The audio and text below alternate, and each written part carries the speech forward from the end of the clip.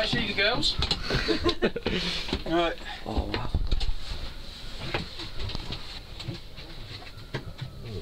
No one else standing at the bottom of the stairs, is there? No. No. No, right. Okay, well, you're currently in the cab of a Class 57-3. Any questions anyone would like to ask? Yeah. The only stupid question is one that's not asked. Remember that? That's a bit of philosophy for the day. Yeah. Right, far away if there's anything you want to know. Well, And you don't want my voice. Go on. Don't know where to start with this, do you? Is it all, are the foot controls with it, or is it all hand control? No, there's what's called the dead man's handle, like the underground. Right? On this one, it's called a DSD, or driver safety device, and we operate it by the foot. All right. Same principle. We have to keep it down. Yeah. If we lose control, i.e. pull our foot up, beep beep beep beep beep, and if you don't press it back down, you get a nice little brake application happening because the train thinks you're dead. Oh right. So that's why it's called the dead man's handle, because it activates when you die. And if you don't do it, often enough, we have another little device called the vigilance. So if you like, boom, like that, if after it's meant to be a minute or so, it thinks, oh, the driver hasn't done anything for a while, I better start beeping.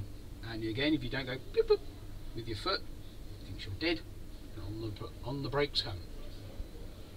Clever stuff. That's how they stop you ending up in a heap. Yeah.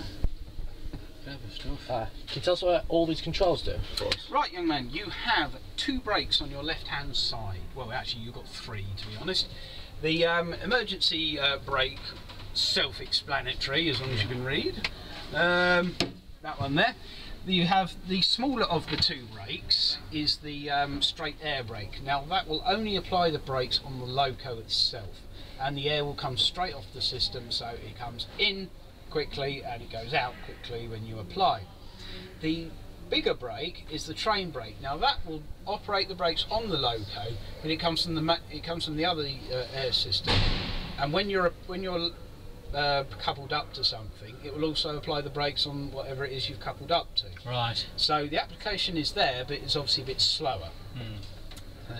So that's obviously the brake you use going down the hill when there's a red signal at the bottom, and a big train behind you.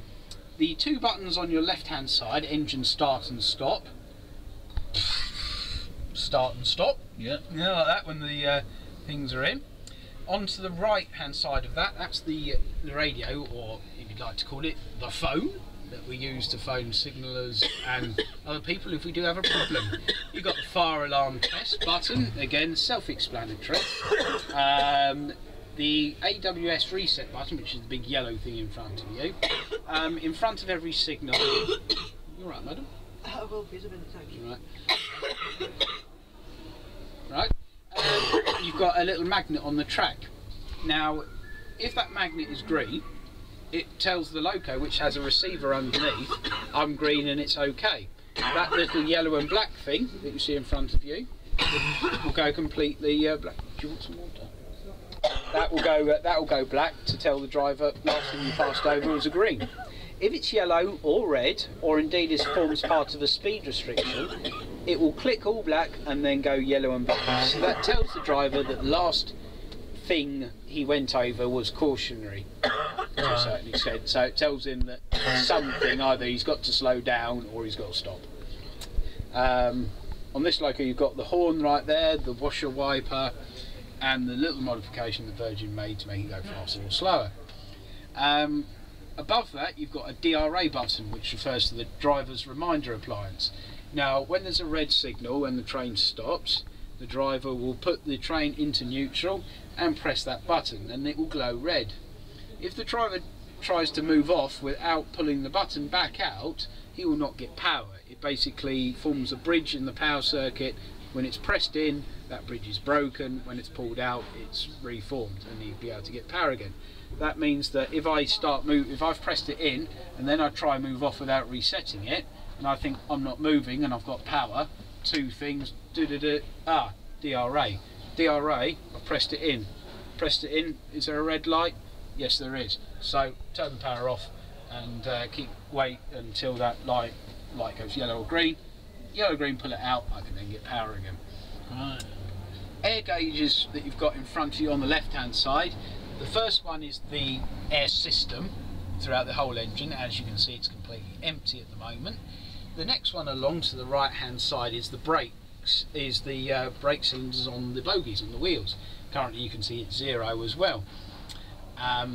The one to the right of that is the brake pipe. Now that gauge is in bar. It's 14.5 psi to a bar for the technical people, and that will show you how much air you have in the brake system. Normally on this loco you need 5 bar to have the brakes completely released. As you apply the train brake, that will slowly decrease down to about 4. An emergency would mean the entire lot disappearing, and there you go. So the DRA I mentioned before. The next gauge to the right is the speedo. That obviously tells you how fast you're going. The one to the right will tell you how much power your engine is generating, because the whole point of a diesel engine on this is to generate power that gets fed to the traction motors and gets it moving. The more fuel you add to the loco, the more power it will generate. On this loco, that red light means the parking brake is currently on. That's got a tiny little battery, its own little battery that lasts forever, and tells you when the parking brake is on. When it's off, the little light below it, there's a little tiny blue light on it, that will go blue. ETS, on and off, that refers to electric train supply, and that's basically when you're up against coaches. All the heating, the lighting, and all the other electrical items that you may require, such as battery charging for your phones if it's on the train, that will all come off this system. If you don't have it attached, you'll be running off the batteries on the coaches, which will obviously only last a few hours, and that's it. And this has the ability to turn it on and off. The ETS on and off, ETS on, that shines on if it's on, and doesn't shine if it's off. ETS fault, you have a problem with that. And those two things hopefully say ETS plus earth OK. That's an earthing fault as you get in any electrical circuit. Headlight lamp flash, that would mean that my headlamp would just flash on and off and on and off all day, telling the train in front of me coming the other way I've got a problem. Either I've seen something on the track, or basically it's like waving frantically at another driver saying stop, stop, stop, stop. That on, off, high, low and medium, that refers to my little heater over here, which I can quite happily do a can of soup on, although you must open it and not let it explode. This here, that's to help with the Delna coupling down below when it's used, when it's attaching to something it's dragging, like that. And this is basically the buttons used to operate it. It has its own little pump which you turn on and off with that. And there we go, it's as simple as that. Got a little foot heater down here, and that. Another horn down there, and this is the speaker where when I use the radio everything comes out of it. Also the sounds that the engine will make that are like the buzzing of the AWS, like I explained before, that all comes out of that speaker. So obviously if I go over a magnet and I don't hear anything, there may be a fault with that, or there may be a fault with the system. Basically not hearing anything can be just as useful as hearing everything.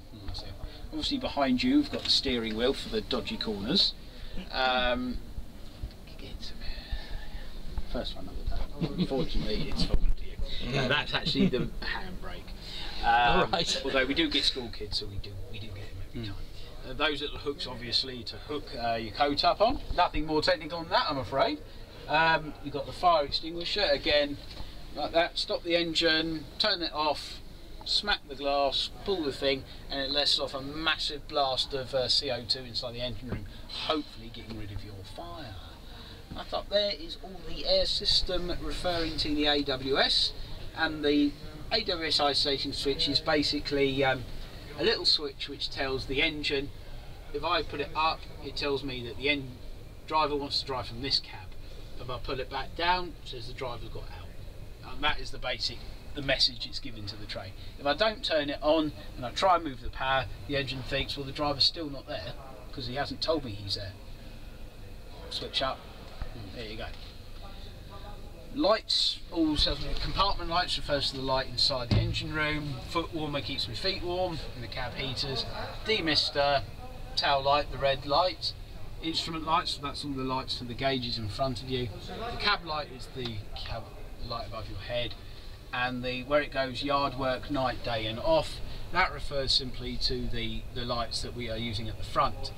The external light monitor, well, that will tell me what lights I've got on at the front. If I have the red ones up, it will show me that I've got red ones, white ones, headlamp, but the other headlamp or whatever.